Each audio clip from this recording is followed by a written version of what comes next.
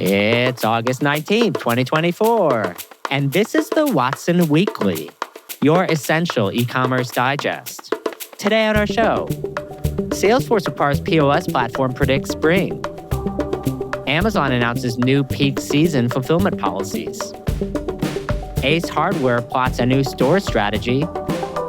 And Temu's founder shopping like a billionaire. And finally, the Investor Minute, which contains 5 items this week from the world of venture capital, acquisitions, and IPOs. But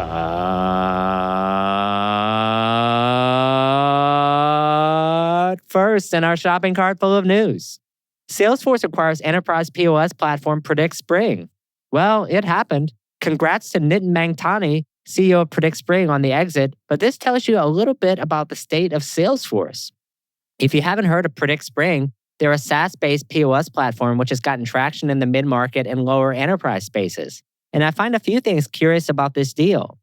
First, it happens on the heels of Shopify gaining traction in Forrester and other analyst reports. Second, it happens as some larger retailers are starting to evaluate Shopify. Third, did I mention that Shopify is pitching a unified commerce platform message where your POS and e-commerce platform are provided by the same vendor? Even if you don't believe that Shopify is enterprise ready and dismiss them, you cannot dismiss the facts on the ground that Shopify is in a lot of enterprise RFPs these days. And that has to be worrying to Salesforce. Not to mention the analyst thing. You see, analysts tend to think in terms of capabilities matrices. If your vision is not complete enough, then you need to acquire someone to plug a hole. For Salesforce, this hole was POS. Never mind, their D2C platform business is lacking. Demandware is old, and when will e-commerce be written on top of Salesforce Lightning? Not this year, I'll tell you that.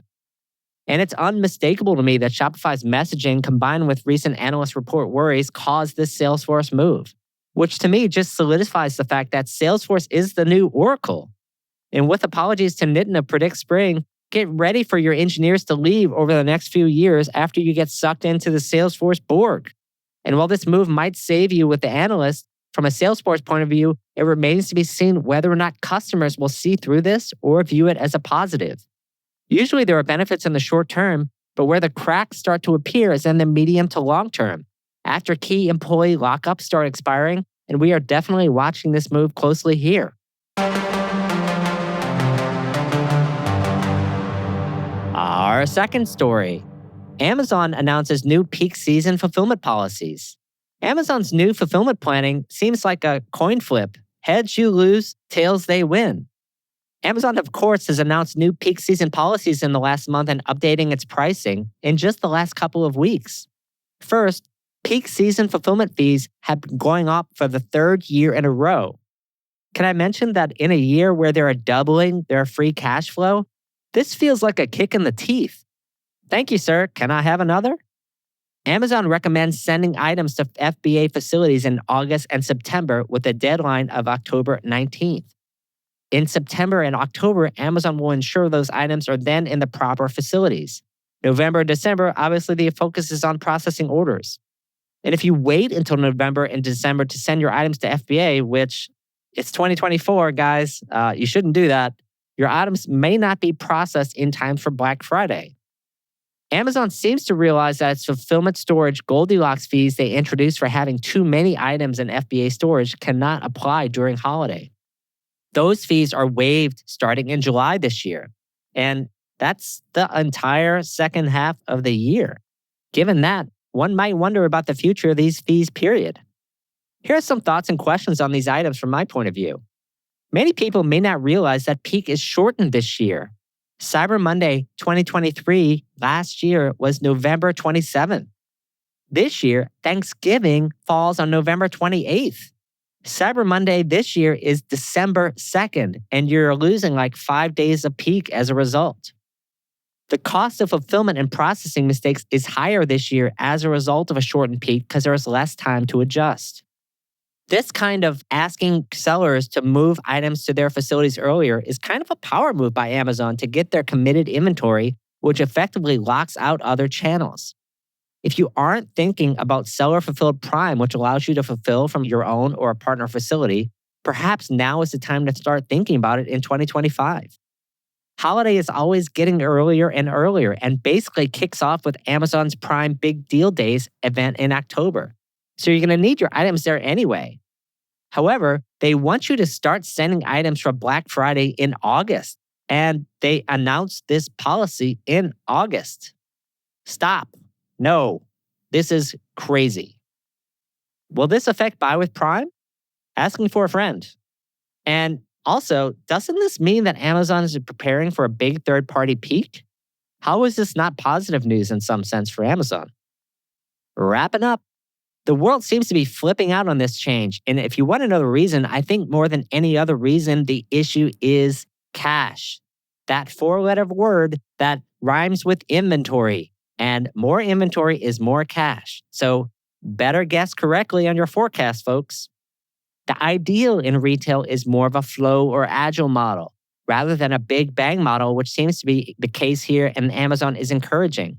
It may end up forcing some sellers out of Fulfillment by Amazon into self-managed SFP or the providers that provide those services. In nature, this might not sound like a snake eating a pig, but ingesting all this product might be more like a snake eating a barn. And by the way, that barn that's being eaten, your cash flow. Finally, if you don't have a multi-pronged Amazon fulfillment strategy in 2024, congratulations. You just inherited a new top priority in 2025. Our third story. Ace Hardware starts a new experiential store strategy. Ace Hardware is trying to bring a new experiential store model, which is about service, brand showcases, and customers using product. Customers can connect not only with the product, but with each other, as reported by Retail Dive. Sound familiar? It's old retail. You see, idealized retail was about service. You talk to a salesperson who was knowledgeable about the product. They show you the product in person while you're there. They talk to you about the advantages and disadvantages of competing brands, help you choose the level you need, and you come home a more confident consumer. Somewhere on the way to the store, the industry got it all wrong. Pile too much merchandise higher, organize it poorly, and lock it up. And employees, forget about it. If you're lucky enough to find an employee, talk yourself into a mode to quote unquote bother them because that's what you're doing. You could have found the answer on your mobile phone in less time and more accurately. What you need is a place where you can do what you used to be able to do, either try it yourself or watch someone demonstrate it for you, kind of like the Ginsu knife guy on late night TV, but in person. Remember him? This is actually what Dick's Sporting Goods is doing with its House of Sports strategy. And I think Ace Hardware is looking to do something similar with paint, power tools, grilling, and other home items. And it seems likely to work if it can be executed. The execution part depends on hiring. And I think they might get semi-retired or recent retirees to fill some of these roles. And our last story, Temu founder actually shopping like a billionaire. Interesting story from Bloomberg last week reported that former Googler and Pinduoduo founder Colin Huang is now the richest guy in China. He started Pinduoduo in 2015 selling extremely cheap products with incredible promotions. That grew quickly and his net worth became $71.5 billion in 2021 at the peak of COVID. From there, it came crumbling down 87% in 1 year. But the company at the same time created Temu brand to expand out of China, and expand it has. Now Mr. Huang is China's richest person according to Bloomberg's Billionaires Index. Jack Ma is fifth, by the way, who everyone knows in the West, but hardly anyone knows PDD. The goal of Temu? Essentially, good deals. In a 2018 interview, the founder stated, "The goal is not to be cheap, but to make users feel like they got a good deal." The downside of Temu continues to be how they treat employees and suppliers and questionable quality products. Bloomberg reports that employees must work 11 a.m. to 11 p.m. 6 days a week, plus overtime. Ouch. On the supplier front, global marketplaces have never been a gold star for treating suppliers well. And also, given that Temu is in the EU now, it is under regulation by an entity which isn't exactly seen as friendly to big tech companies. And I note that many in the industry seem to expect Temu will just go away. It will spend itself out of existence like Wish.com.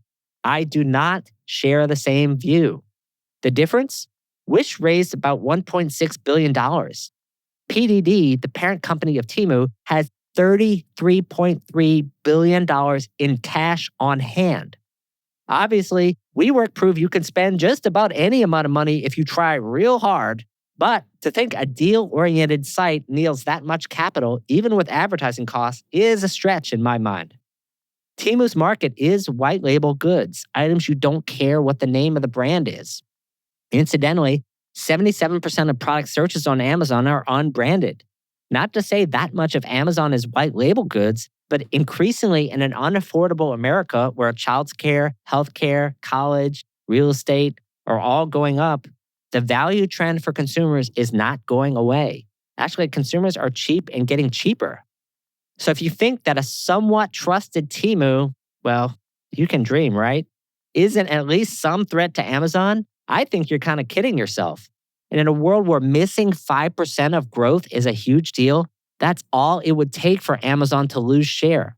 And that combined with the loss of first e-commerce searches from social shopping platforms, all is not completely rosy in the Amazon universe.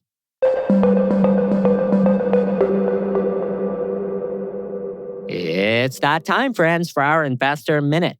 We have 5 items on the menu today. First, retail media advertising specialist GoWit raises $1.3 million. GoWit, a retail media advertising platform, has raised $1.3 million that will be used to enter the global markets and invest in its technology. Is retail media advertising the new gold rush for ad tech startups? Second, analytics platform Heatmap raised a $4 million seed round. On-site analytics platform Heatmap has raised a $4 million seed round of funding, which will be invested in its technology and growth. Heatmap will develop Heatmap AI, which will be used to create recommendations based on revenue data and website elements. Third, non-alcoholic beer brand Athletic Brewing raises $50 million. Non-alcoholic beer brand Athletic Brewing raised $50 million of equity funding that will be partly used to purchase a third U.S. brewing facility and further distribution among global retailers. Consumers are increasingly looking for healthier options of existing CPG products that they consume. Fourth, enterprise product and discovery and search platform Constructor raises $25 million Series B. Product discovery and search platform for enterprise companies, Constructor raised $25 million, which will be used for international expansion and investment in its technology. Congrats to the Constructor team on the new round. This is definitely an up-and-coming platform. And finally, Orium requires Gluo to expand its composable commerce footprint in Latin America. Composable commerce consultancy and systems integrator Orium has acquired Gluo, an agency for an undisclosed price. This is to enable the company to serve U.S. and expand its footprint in Latin America. Are we seeing the beginning of agency aggregation in niche sectors?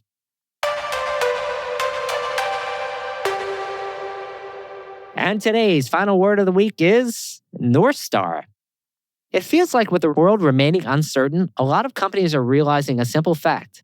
We only have a few years of investor support left post-COVID before we need to immediately start looking for an exit. While this can be worrisome, this is actually positive as well. In other words, you still have time to make a difference. While you're plotting a new strategy, the word North Star comes into my mind because all of your strategy and tactics need a purpose, growth, and leading you toward the best exit possible. Does your entire executive team share the same goal and understand it? Are there a few common KPIs that your entire exec team looks at regularly to understand how the company is tracking towards the goal? Or is one group celebrating success while others are pointing fingers at others? If this sounds like you might need to clarify your company's North Star values and KPIs to ensure that the next few years go like you need to. Good luck out there. Did you know that RMW Commerce has a brand new podcast? Check out the Watson Weekend for an unfiltered and lively e-commerce chat each week with me, Rick Watson, my co-host Jess Liseski, and an array of interesting guests and topics, all focused on e-commerce. You can find the Watson Weekend by searching for it on iTunes, Spotify, or YouTube. That's all for this week. Till next time, Watsonians. Hi, I'm Rick Watson, CEO and founder of RMW Commerce Consulting and host of the Watson Weekly podcast, your essential e-commerce digest. Our production partner for this series is Citizen Racecar. The show is produced by Jose Baez. Production manager, Gabriela Montequin.